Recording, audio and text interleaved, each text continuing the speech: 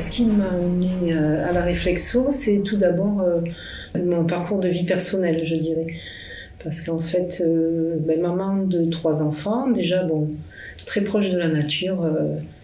Et en fait, dès la naissance de mon fils, j'ai eu besoin de masser. Ça a vraiment été une chose, une découverte chez moi, le besoin de masser mes enfants, d'être beaucoup en contact avec eux. Enfin voilà, ça fait partie de ce qui m'a nourrie aussi.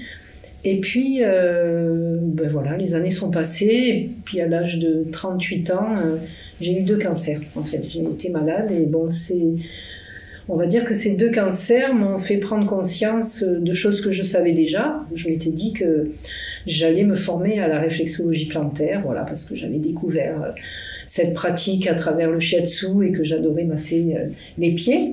Et donc, je massais beaucoup les pieds de mes enfants et les pieds de leurs copains aussi, quand ils avaient mal à la tête ou mal au ventre. Voilà, je faisais mes petits souhaits. Et donc, là, à ce moment-là, je me suis dit, voilà, j'ai pas l'âge de la retraite, mais j'y vais parce que c'est maintenant. Et donc, voilà. Donc, en plus, mes mains me parlaient beaucoup. Donc, j'ai eu besoin aussi on va dire, de nourrir ce besoin de masser qui était très présent dans mes mains. Et je me suis formée à Tréfieux, entre Rennes et Nantes, à une école qui s'appelle l'école d'Estelle Eden, donc de réflexologie intégrative. Donc j'ai fait on va dire une première année avec un stage clinique ensuite et un mémoire. Et là, je les ai fait naturellement. Je me suis tournée vers la Ligue contre le cancer. Et donc, ce qui m'a ouvert des voies aussi par rapport à la Ligue contre le cancer, puisqu'après, ils m'ont proposé d'animer des ateliers aussi d'initiation à la réflexologie. Donc ça, c'était après mon diplôme, c'était en 2009. Et après, j'ai fait une autre année de perfectionnement avec stage clinique et mémoire également. Et puis, en 2009-2010, je me suis installée.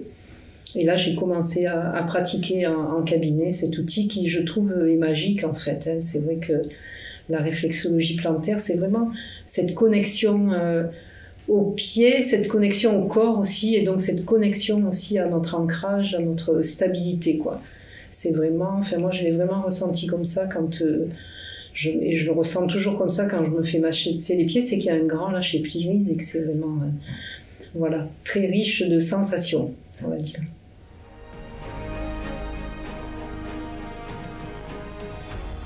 Alors après cette formation en réflexologie, je me suis formée au Reiki, aux 4 niveaux de Reiki, aussi à l'Access Bar.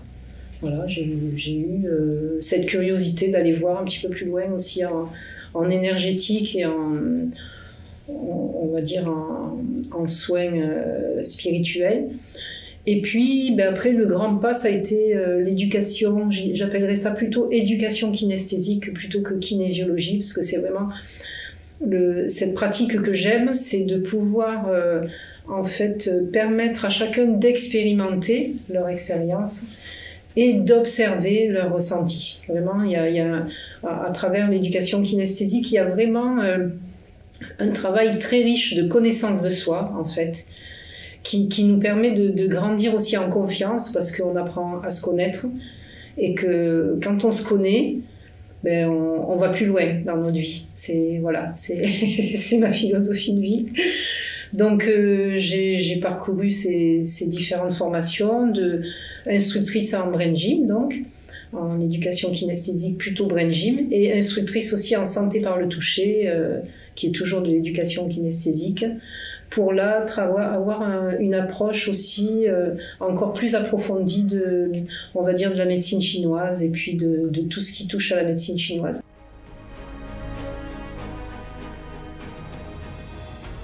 Alors à cette grande question,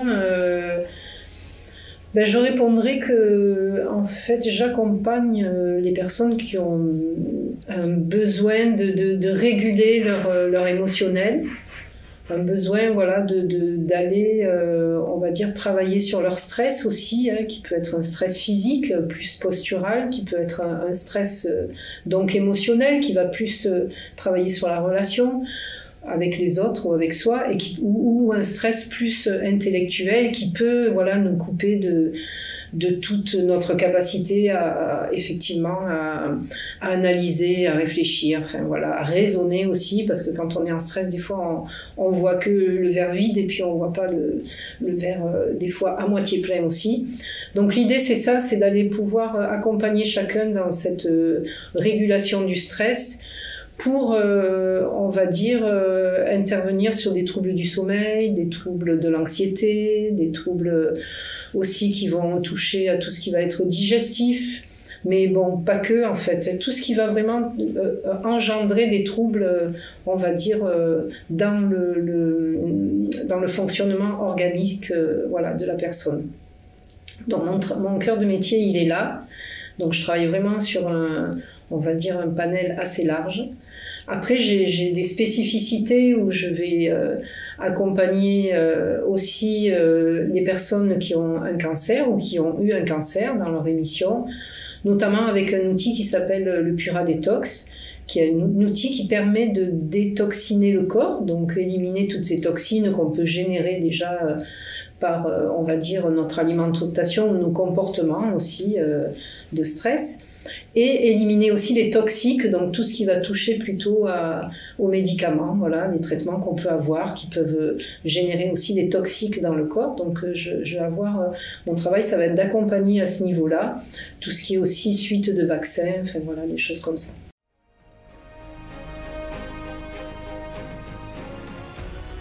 Alors le conseil, c'est le conseil que je donnais tout à l'heure, c'est déjà apprendre à se connaître. Donc apprendre à se connaître, c'est faire cette expérience d'observer comment on se sent. Que ce soit au niveau corporel, au niveau émotionnel ou au niveau mental, que ce soit notre respiration, notre manière de nous déplacer, enfin voilà. Moi j'ai vraiment... l'idée c'est que au mieux on se connaît, comme je disais, au mieux on va être en capacité de savoir quelle situation va être bonne pour moi ou pas, quel choix je vais pouvoir faire, voilà, et avancer dans sa vie avec, voilà, avec ces outils de compréhension aussi, parce que quand j'apprends à me connaître, effectivement, je vais être plus serein aussi, et puis je vais détecter tout de suite quand il y a quelque chose qui n'est pas OK dans mon corps, peut-être relâcher les tensions. Et tout ça, ça va donner des outils, si une personne a envie de se former avec moi éventuellement, ça va lui donner des outils de confiance en elle pour ressentir aussi. Ressentir, quand on parle de la réflexologie, on est sur un travail où en fait, on va ressentir ce qui se passe dans les pieds de la personne et dans le corps de la personne et au niveau des émotions et aussi parfois au niveau du mental. Et donc l'idée, c'est de développer ce ressenti à travers notre observation, déjà personnelle, pour pouvoir avoir une bonne interprétation de ce qu'on va ressentir et pouvoir ensuite amener les informations au corps de la personne pour qu'elle se régule tranquillement à son rythme, voilà, avec ses propres outils, ses propres, on va dire, capacités et sa propre énergie.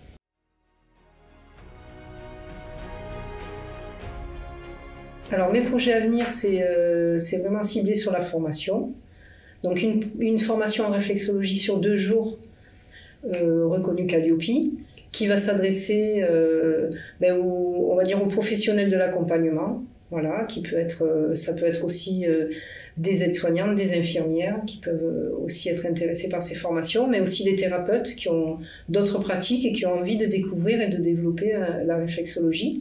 Donc c'est une formation sur 2 jours. Et ça va pas être une formation diplômante, mais une formation qui va s'ajouter déjà à l'expérience de la personne et on va dire au savoir-faire de la personne. Ensuite, alors je prévois une formation en réflexologie qui soit plus longue, voilà, qui permet vraiment d'intégrer les différents outils déjà que j'ai aussi dans ma boîte à outils pour pouvoir proposer une formation sur 9 mois. Voilà, qui sera donc où on va vraiment approfondir le ressenti et approfondir différentes techniques aussi autour de la réflexologie. Et puis j'ai d'autres formations qui sont une formation sur 2 jours qui est apprivoiser le stress par le mouvement, qui s'adresse aussi bien aux particuliers qu'aux professionnels, notamment dans les associations d'entraide à domicile, les aides de vie, les aides-soignantes, enfin tout ce qui tourne autour de ces structures-là. Voilà. Et puis une formation aussi pour tout ce qui est enseignant, tout ce qui va être aussi, tout ce qui tourne autour de l'éducation en fait. Le développement psychomoteur, voilà, qui peut concerner aussi les orthophonistes, les psychomotriciens, qui va être basé beaucoup sur le mouvement aussi et sur les apprentissages des enfants. Voilà, comment aider les enfants à traverser les apprentissages avec facilité, aisance et plaisir. Voilà, le mot plaisir est important chez l'enfant, chez l'adulte aussi, même si on l'oublie. Mais voilà, pouvoir se donner des petits défis dans le plaisir et l'enthousiasme et avancer dans sa vie.